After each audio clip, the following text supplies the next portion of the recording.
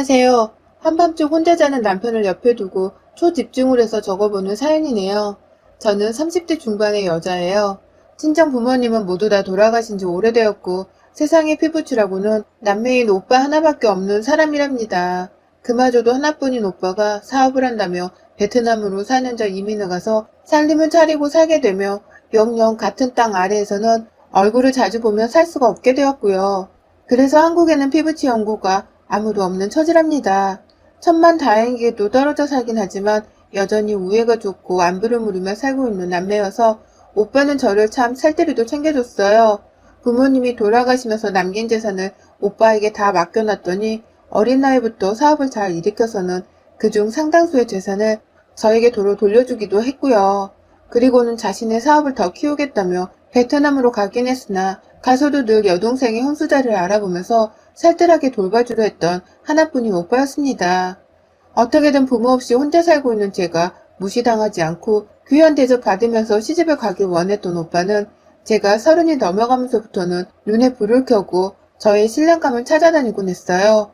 자기 주변에 괜찮다는 사람들도 막 소개시켜줬고 그러다 진짜로 제가 연애를 하게 되면 옆에서 거의 친부모님 마냥 얼쩡거리면서 제 연애에 참견을 하곤 했죠. 남자친구가 잘 챙겨주긴 하는지 귀하게 대접을 해주는지를 물어보면 말입니다. 몇 번 오빠의 도움으로 저도 좋은 사람들을 만났었고 또 헤어짐이 있었지만 어쨌든 연애 경험은 참 많았어요. 아쉬울 것이 없게 말이죠. 결혼까지 꼭 갔으면 싶은데 매번 헤어진다면서 타박을 하던 오빠는 계속해서 또 주변에 있는 좋은 남자들을 소개받고 받아서 제게 소개를 시켜줬는데요. 그러다 만난 사람이 바로 지금의 제 남편이었습니다.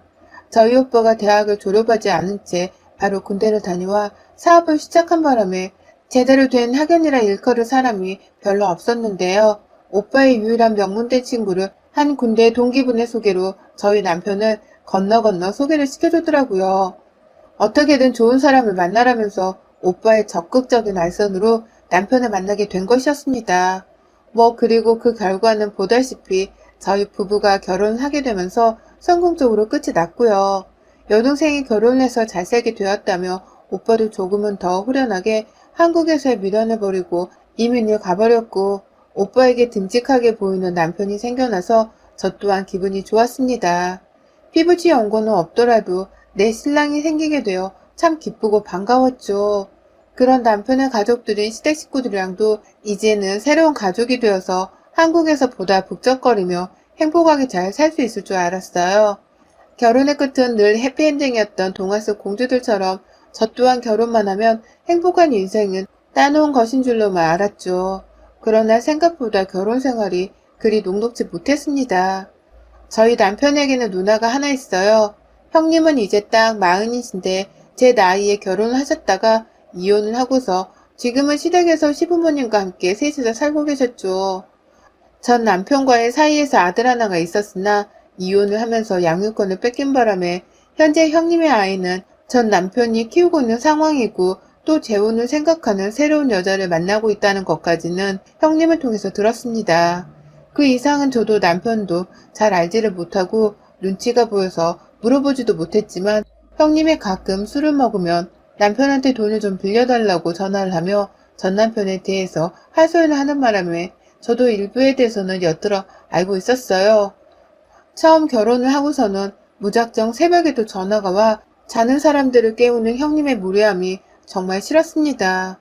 술을 마시지 않는 맨정신일 때도 다소 차갑고 냉정해 보인다는 인상을 여러 번 받긴 했었는데 술만 마시면 자기 팔자를 한스럽다고 남동생한테 늘어놓으며 전화를 하니 저로서는 불편한 점이 한둘이 아니었죠.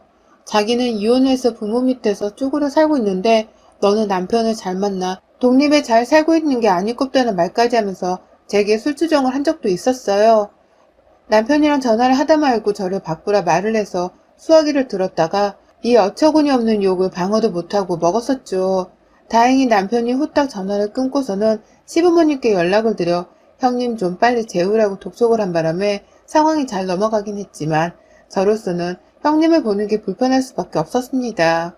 친정과도 같은 가족 사이를 시댁 식구들과 만들고 싶었는데 형님이 자꾸 술주정을 부리며 신혼부부의 달콤한 잠을 방해하니 거리를 둬야겠다는 생각이 당연히 들 수밖에요.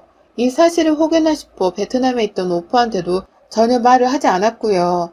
남편도 저희 오빠 눈치가 보이고 미안했는지 절대로 자기 누나의 치부가 자기 친구들이나 저희 오빠 귀에 들어가지 않도록 입단속을 단단히 하더라고요.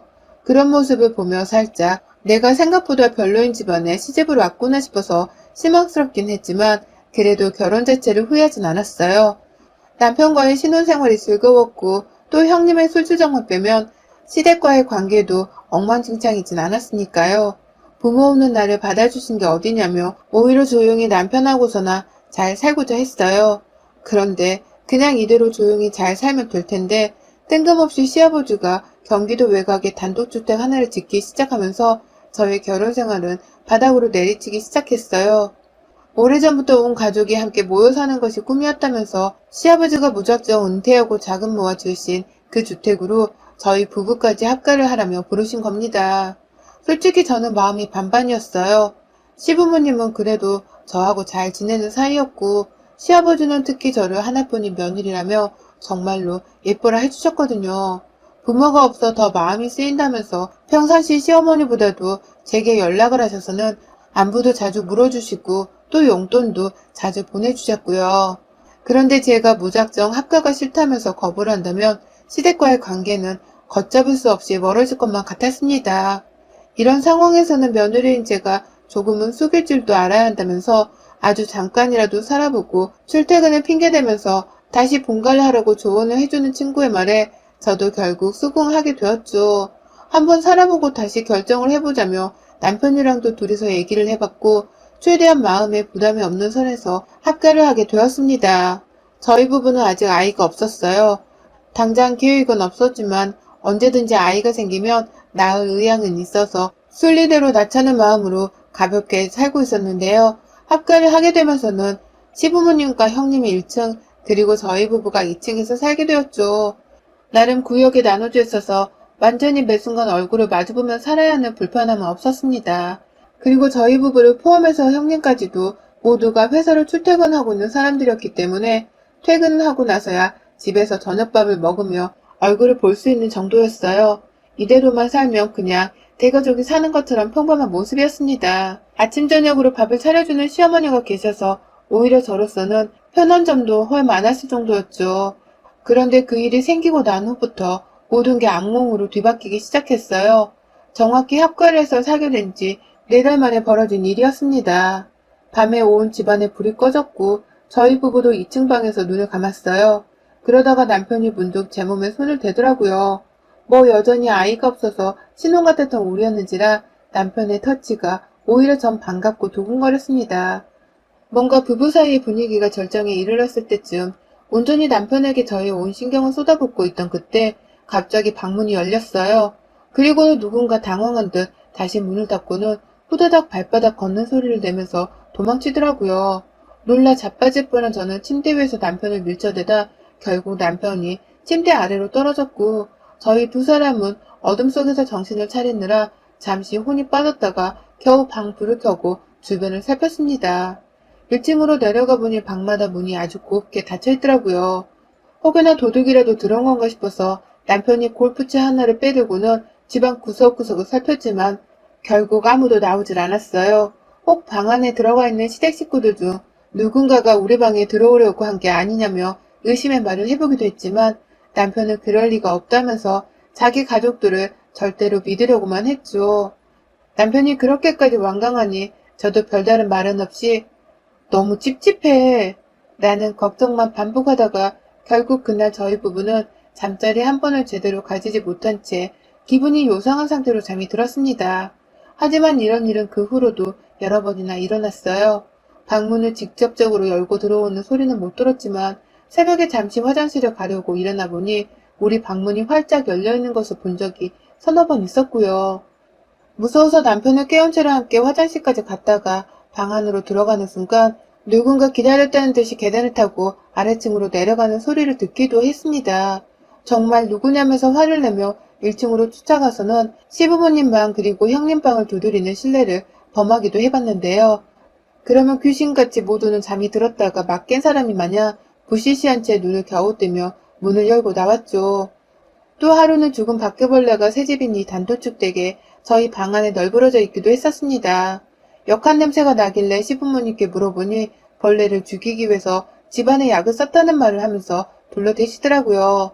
약을 뿌려서 바퀴벌레가 죽어있는 것이라면서 말이죠. 참나. 정말 귀신이 고칼 노릇이었어요. 혹시 집안에 더러운 노숙자가 몰래 들어와 사는 건 아닌가 싶어서 괜히 예전에 봤던 공포영화 생각이 나기도 했고요. 이제는 슬슬 남편도 자기 가족들을 믿지 못하겠는지 가끔 밥을 먹다 말고 괜한 소리를 하더라고요. 또 우리 방에 누가 들어오려고 했더라고. 도대체 뭘 보려는 건지. 걸리면 진짜 다리몽댕이를 부러뜨릴 거야. 라면서 말입니다. 그 순간 앞에 있던 시댁 식구들의 표정을 제가 찬찬히 살펴봤는데 참 거짓말처럼 누구 하나의 표정에 변화 없이 남편의 말에 공감을 하면서 오히려 CCTV를 설치하자며 맞장구를 쳤고요. 저희 형님은 술을 마시며 막 전화를 걸면서 진상짓을 했다고 했잖아요. 희한하게 합가를 하고 나서는 술을 잘 마시지도 않고 또 술을 마셨다 하더라도 저희 부부한테 전화를 하면서 잠을 깨우지 않더라고요. 왜 갑자기 술을 마시지 않는 건가 싶기도 했고 설마 술을 마시면서 우리 부부의 잠자리를 방해하는 대신 직접 방으로 몰래 쳐들어와서 잠자리를 방해하려 한 건 아닌가 싶기도 했어요. 그래서 의심을 해보려 했는데 오히려 형님은 저희 부부를 더욱 걱정하면서 혹시라도 귀신 들린 걸 수도 있고 사람 일을 모르는 거니 부치라도 해봐 라며 오만 방법을 강구해 소개시켜 주셨어요. 새집인데 알고 보니 터가 안 좋은 것일 수도 있다며 자신은 시어머니랑 같이 무당이라도 찾아보겠다고까지 신경을 써주셨죠. 합가해서 같이 살며 그리 친해진 것도 아니었고 오히려 볼일 있을 때에만 서로 용건을 말하는 사무적인 관계였는데 저의 불편함에 그렇게까지 신경을 써주시는 게 고마울 지경이었습니다. 그래서 자연스레 형님은 저의 용의선상에서 배제가 되었어요. 하지만 뜬금없이 옆에 있던 시아버지가 의심스러워지기 시작했죠. 혹여나 성에 관심이 많아서 아들 부부의 잠자리라도 구경을 하려고 한 게 아닌가 싶은 마음에 괜히 친하게 지내던 시아버지가 불편해졌고 저희 부부의 말에 시큰둥하며 오히려 옆에 있는 시어머니와 형님의 눈치를 보는 시아버지의 표정을 본 순간 기분이 확 불쾌했어요. 그날부터 저희 부부는 방문을 걸어 잠그는 수고로움까지 더하며 저희 부부만의 안전과 프라이버시를 지키기 위해 최선을 다했어요. 출퇴근을 하고 나서도 괜히 시아버지가 보기 껄끄러워서 인사도 하는 동 마는 동 했고 밥을 먹어야 하는데 시아버지가 먼저 앉아 계시면 최대한 아버님이 식사를 다 마치실 때까지 방 안에서 버티고 있다 나와서는 황급히 밥을 먹곤 했습니다. 제가 이렇게까지 시아버지를 경계하니 남편도 점점 자기 아버지가 바로 새벽마다 문을 따고 방 안에 들어오려던 그 범인인가 싶었는지 저를 따라서 행동을 하더라고요. 졸지에 멀쩡히 다보가던 단독주택 안 식구들이 서로의 얼굴을 경계하고 피하며 살기 시작했죠. 그러다 불과 한 달 전 정말 믿기 힘든 사건이 일어났어요. 한동안 집안에서는 아무 일도 일어나지 않았어요. 그리고 동시에 형님께 남자친구가 생겼다며 온 식구들이 형님의 새 남자로 관심이 쏠려있는 때였죠. 벌써부터 결혼 얘기가 나오는 걸 보니 진지한 관계인 듯 보였고 그렇게 한동안은 저희 부부의 침실 문을 열고 누군가 들어오려는 행동이 목격되지 않았는데요. 그날 제가 속이 너무 불편해서 새벽에 잠깐 잠이 깼는데 방 안의 냄새가 너무 불쾌하게 나더라고요. 이게 무슨 냄새인가 싶어서 옆에 있는 남편을 깨우지는 않은 채 일단 침대에서 일어났습니다. 화장실부터 가려고 조용히 침대에서 나오는데 그때 방문 밖에서 웬 쥐새끼 소리가 들려왔어요. 속닥속닥 누군가의 말소리였어요. 시아버지 목소리같이 들렸더라면 제가 남자라며 어떻게든 겁이 나 남편을 깨웠을 텐데 그 목소리는 분명 여자의 목소리였습니다. 뜬금없게도 저희 부부의 용선상에서 배제되었던 형님과 시어머니의 목소리 말이죠. 1층에 사시는 분들이 이 꼭두 새벽에 2층까지 친히 올라와서는 도대체 무슨 말들을 나누고 있는 건가 싶었습니다. 바로 불안한 예감이 들어버려 저 또한 까치발을 세우고는 거의 기어다니다시피 방문 주변을 향해 갔죠. 두 사람의 얘기를 귀담아 듣기 위해서 말입니다. 그런데요, 저는 정말 그 자리에서 귀신의 시인 듯한 공포심을 느끼고는 소름이 끼쳐 온몸에 닭살이 돋아버리고야 말았습니다. 글쎄 형님이 자기 오줌을 받아다가 그걸 분무기 안에 넣어놓고는 저희 방 방향으로 뿌려대고 계셨던 겁니다. 분명 자기 전에 꼭 문을 걸어 잠궜는데 낮 동안 누가 문을 따기라도 한 건지 여분의 열쇠로 저희 방문을 열었더라고요. 그 과정에서 퍼지는 형님의 오줌 냄새가 역했던 건 문제도 아니었습니다. 그 짓을 하면서 두 사람이 나누고 있는 대화가 가장 큰 문제이자 공포였어요. 이번에도 선생님 말씀이 다 맞을 거야. 뿌려놓기만 하면 우리 집 애기운이 모두 다 여기로 들러붙는 데잖아. 그러면 가장 기가 약한 며느리 몸으로 잡기가 다 쏠릴 거고, 그러면 성우한테도 나쁠 건 없어서 결과적으로 좋은 거야. 라며 분무기를 쉴 새 없이 뿌리다가 형님이랑 대화를 하기 반복하셨고, 또 뿌려대다가 낄낄거리면서 저거 언제 이 집에서 나가게 하나 몰라. 라면서 다시 분무기를 뿌려대셨어요. 그리고는 이내 그 뒤에 시어머니가 하시는 말씀에 저는 숨이 턱 막히고 말았습니다. 저게 우리 집 액박인데 빨리 나가면 쓰나. 좀 더 나쁜 기운 다 받아먹게 하고는 내쫓아야지. 이 짓을 한 덕분에 네가 결혼을 계획하는 새남자도 생기고 조금씩 행복을 되찾기 시작했는데 이 행복을 좀 더 누리다가 내쫓아야지.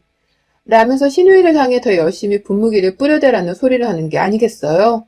그 바람에 저는 문 뒤에서 거친 숨을 몰아내시다가 결국 그 오줌이 든 분무기 액체를 얼굴에 맞고서야 쥐죽은 듯 속으로만 신음소리를 내며 제 얼굴을 닦아냈고 그 자리에서 더 움직이지도 못한 채 숨죽여 공포에 떨면서 두 사람이 하는 짓이 끝나기만을 기다렸습니다. 화장실에 가고 싶었는데 갈 생각을 할 수가 없었어요. 제 몸뚱아리 주변으로 귀신이 덕지덕지 붙어있을까 싶어서 말이죠. 남편을 깨워야 하는데 설마 우리 남편도 이 사실을 다 알고서는 나를 이 집안에 데려온 건가 싶어서 혼란스러웠습니다. 내가 이 집안의 액바지라니. 나를 액바지로 쓰기 위해서 일부러 단독주택에 나와 합가까지 해서는 데려다 살려고 한 건가 싶어서 시아버지를 향해서도 더욱 큰 의심을 할 수밖에 없었습니다. 이 집안에서 나를 제외한 모두가 나의 적이라고 생각을 한 것이었어요. 시어머니와 형님이 돌아가신 후 저는 서둘러 짐을 쌌습니다. 아침에 출근하는 길에 제 짐을 챙겨 나가서는 그 길로 그냥 시댁에 돌아오지 않을 참이었죠. 어떻게 자기 딸내미가 좋은 남자를 만나서 팔자 펴고 살게 하기 위해서 며느리인 나에게 애귀를 받아먹게 할 생각을 다 했나 싶더군요. 정말이지 아무리 생각해도 이건 사탄과도 다름이 없는 사기 집단이었습니다. 눈에서는 눈물이 주룩주룩 흘러내렸어요.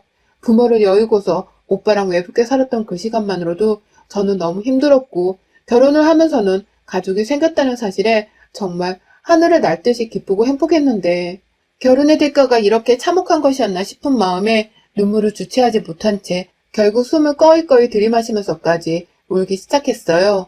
그 밤중에 방 안에 불을 꺼놓은 채 혼자 짐을 싸고 있으니 남편은 자다 말고 저를 보고선 호들갑을 떨며 놀라 잠에서 깼습니다. 방 안에서는 이상한 냄새가 흘러나오고 있는데 마누라는 짐을 싸며 엉엉 울고 있으니 남편도 놀라고 무섭다며 저를 진정시키더라고요. 무슨 일이 있었냐면서 어느새 손에는 골프채 하나를 쥐고서 주변을 살피기 시작했고요. 그런 남편의 행동이 참 가증스러웠어요. 너도 다 알고 있으면서 연기하지 마! 라며 결국 방 안에서 소리를 지르지 못한 채 숨죽여 화를 냈죠. 그러자 남편은 무슨 일이냐고 끝까지 모른다는 표정을 짓더라고요.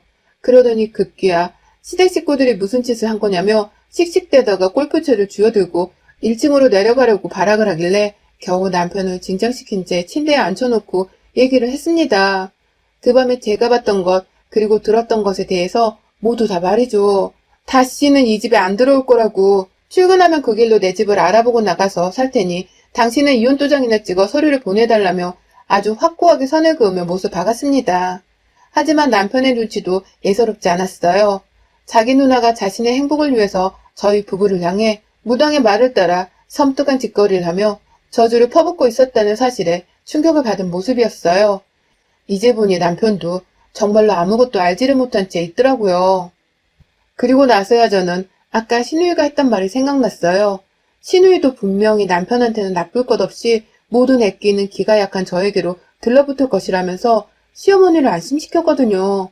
이제서야 말 한마디가 하나둘 이해가 가기 시작하며 저는 더욱 이 집구석에서 더 이상 며느리로서 그리고 가족으로서 보호를 받지 못하고 살겠구나 싶었습니다. 자기 아들만 안중에 있고 며느리는 안중에도 없던 시어머니와 형님으로부터 최대한 멀리 도망치기로 했고 저의 야반도주에는 저희 남편도 함께 하기로 했네요. 황급히 옷가지의 기본적인 물건들만 캐리어에 가득 싸서는 남편이 먼저 주차장까지 왔다 갔다 하며 짐을 옮겼고요. 저는 어떻게든 남은 식구들한테 엿을 먹이고 싶어서 화장실로 직행했습니다. 더러운 거 아는데 제 오물을 다 받아서는 형님과 시부모님의 방 앞에다가 잔뜩 뿌려놓았죠. 어디 한번 니들도 남의 역한 오물 냄새를 맡고서 재수없어 해보라는 식으로 말입니다. 그런데 그때 오물을 뿌려놓고 남편이 대기하고 있는 차 안으로 가려는 중 시아버지를 맞닥뜨렸어요. 화장실에 가려고 한 건지 방문을 열고 나오시다가 방 앞에 뿌려진 제 오줌을 밟고선 움찔하더라고요. 그러다 대각선 방향으로 도망을 가려던 저를 나지막히 부르셨어요. 바닥에 오줌을 한 번 쓱 보다가 눈에 분노가 가득 서린 채 자신을 노려보고 있는 저를 보더니 시아버지가 고개를 들지 못하며 한숨을 쉬다가 겨우 말을 하시더라고요. 눈치챘나 보구나. 내가 사과를 하마. 딸내미가 평생 술주정에 괴로워하며 남자도 못 만나보고 늙어죽는 게 걱정이 되었는데 이렇게 하면 딸내미 팔자가 조금씩 핀다고 하길래 그래서 정말 마지못해 택한 방법이었다. 너를 미워해서도 아니고 너를 가족으로 받아들이기 싫어서도 아니었어. 딸내미만 결혼을 하고 나면 모든 건 다시 원래대로 되돌리고 잘 지내볼 참이었다.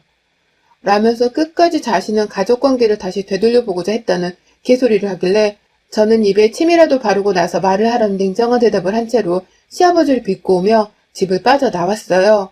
남편이랑은 바로 호텔에 들어가 좀 쉬다가 출근을 했고 그날부로 저희는 2주 정도 호텔에서 숙박을 하며 지내다가 겨우 임시 A&B 숙소 하나를 잡아서는 현재 집 걱정은 좀 밀어놓은 상태입니다. 이대로 지내다가 바로 전셋집을 구해서 완전히 다시 독립을 하기 위해 들어갈 생각이고요. 저뿐만 아니라 적잖게 충격을 받은 남편까지도 저희 부부는 이제 다시는 시댁과 그 어떤 것으로도 얽히지 않은 채 남남처럼 살기로 굳은 맹세와 다짐을 했습니다.